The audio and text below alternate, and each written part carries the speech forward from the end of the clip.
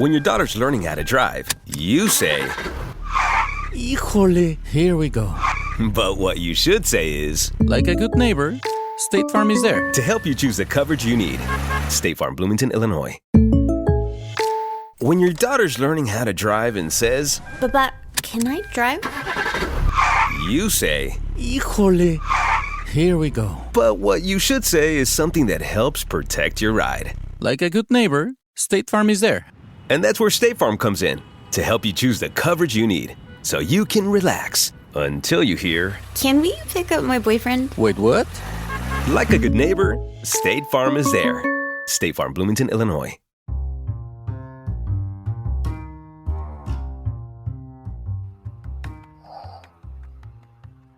Hello, podcast world. It is 9/11/2020, September 11, 2020, at 1:10 a.m.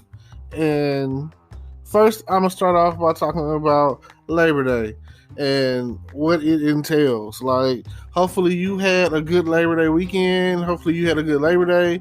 Hopefully you had no labor. Hopefully you didn't go into labor. And hopefully you didn't create any babies. That's all I'm saying. So with all that being said, here it is, another national monument of a day, 9/11. Where were you on 9/11 is the question that they used to ask. Where were you when the towers fell? Today, my brother came into town. We went to Dallas to pick him up from the airport, Love Field Airport, and it was cool. It was cool, you know. I'm glad for safe travel and everything, and you know, now I'm sitting here reflecting on the fact that, hey, look at what happened.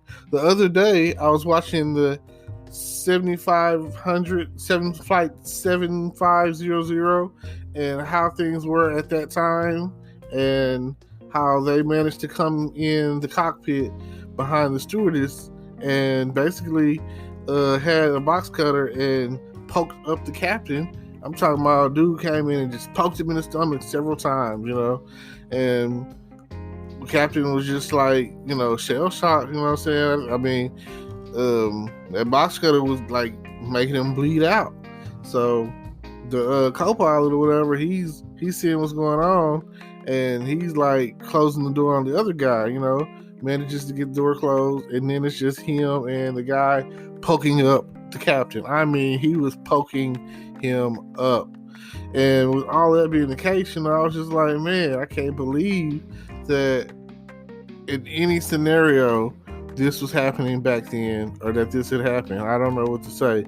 Like, how?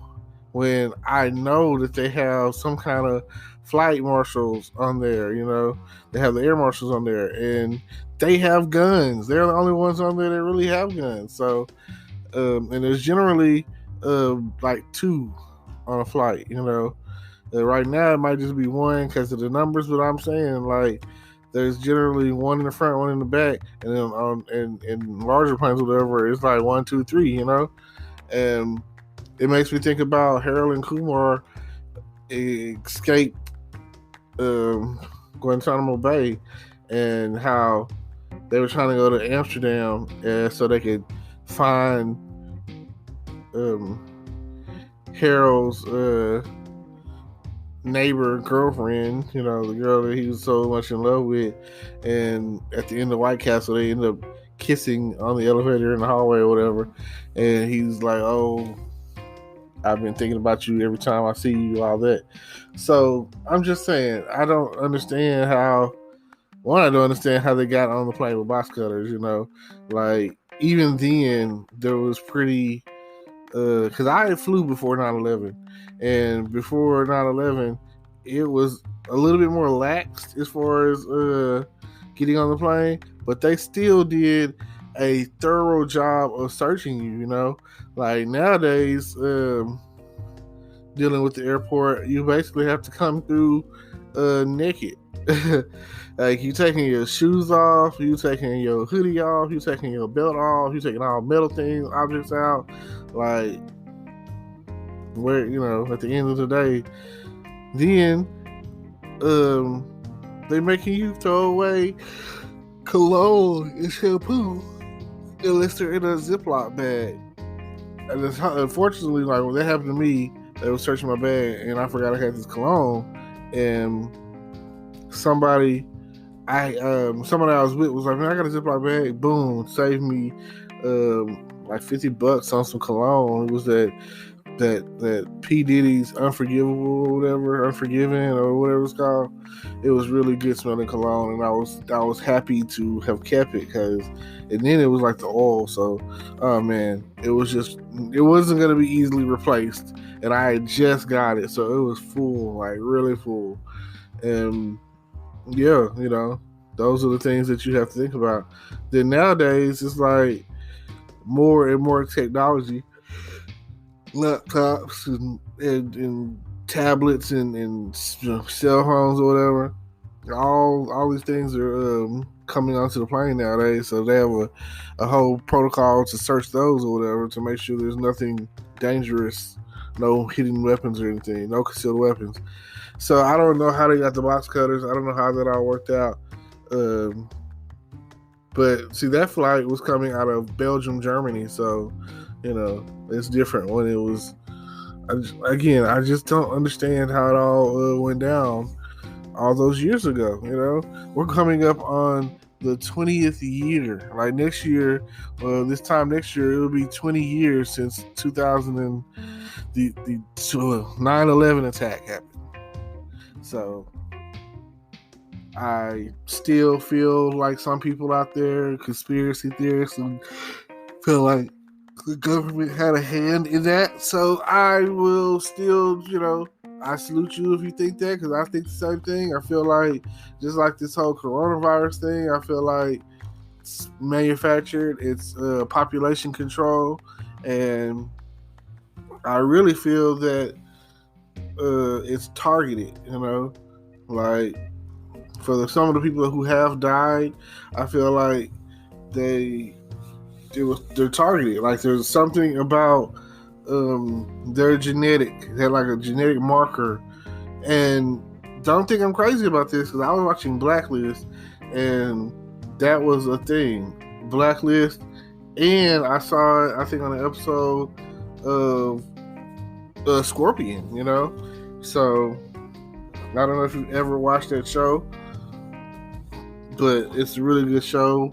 It's about a team of geniuses or whatever. But anyway, genetic markers, genomonomes, or whatever you want to call it, in your genetics, that it targeted them, and it basically, whoever came in contact with it killed them.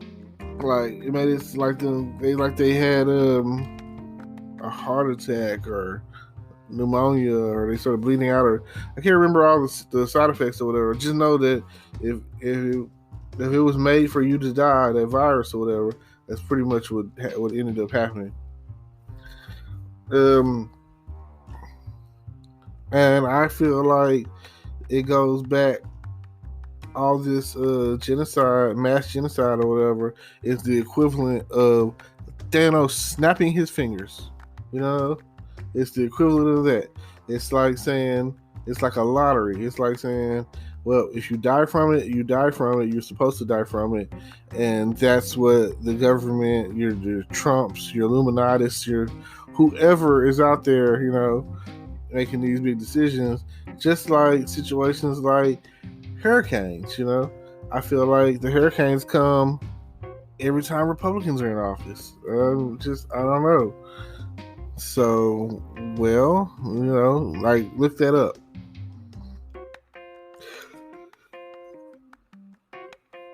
I can't say that hurricanes didn't happen during the Democratic offices or whatever, but it just seems like natural disasters or pandemics or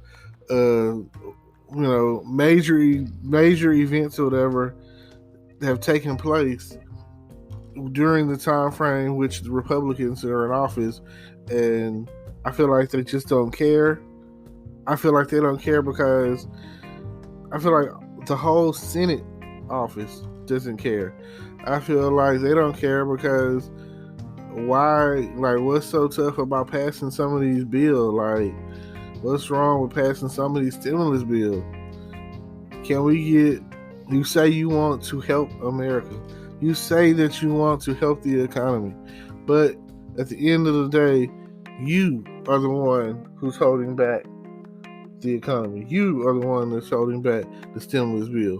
You are the reason why a lot of people who are in need right now of some extra cash, some extra money that they probably would have been able to make had this whole pandemic not come upon us. So just something to think about. Times have changed. Are you here to help your fellow man? I can't tell. But yes, it's been a great week so far. You can't really predict the future, but if you can, let me know how you're doing it. I need your crystal ball. And if you got a money tree, pick some money for me. That's all I'm saying. Times are getting harder and harder, and there's definitely money to be made. There's definitely things to learn. Just stay safe. Stay away from COVID. Stay away from coronavirus. Stay healthy, my friends. So that's all I can ask. I appreciate every time that y'all listen to my podcast. I appreciate every time you tune in and listen to me. I appreciate that. I appreciate every time that you sit back and listen all the way through to anything that I've recorded, maybe YouTube, Twitch, what else am I? TikTok. You go check out my TikTok. And all of that information will be in the description down below. And if you're going to my YouTube page or any page, Facebook, whatever, don't forget to like, comment, subscribe, hit the notification bell, send me a message, comment, all of that. Like, I will talk about whatever it is that you want to hear about at the end of the day. We're talking about the Senate, talking about COVID, talking about 9/11, talking about conspiracies, talking about anything that you want to hear. Because every day is a new day. And I hope that you feel the same way. So, appreciate y'all for tuning in. And thank you again for everything that you have going on and everything that you have to do. And like I say, if you play Call of Duty or Tekken 6 on PlayStation 3, let me know. Like I say, I'm trying to do the gamer streaming thing too. So let me know. Appreciate it.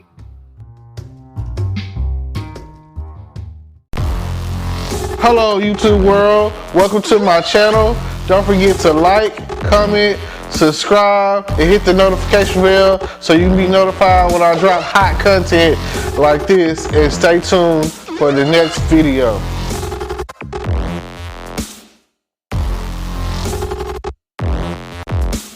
Today is your lucky day. Today is the day that our $3 website works for you, paying you directly to your PayPal daily. Imagine $3 ongoing continuous payments to your PayPal account. Imagine falling asleep and waking up to $300 in your PayPal account. How would this make you feel? How could this help you? What bills could you pay? What kind of fun could you have? What does that retirement look like now? All for a one-time payment of $3. This website is DFY done for you, fully built and completely hosted, and never stops collecting payments for you. You have spent $3 on coffee on a regular, but that coffee won't help you create multiple streams of income. Click the link below.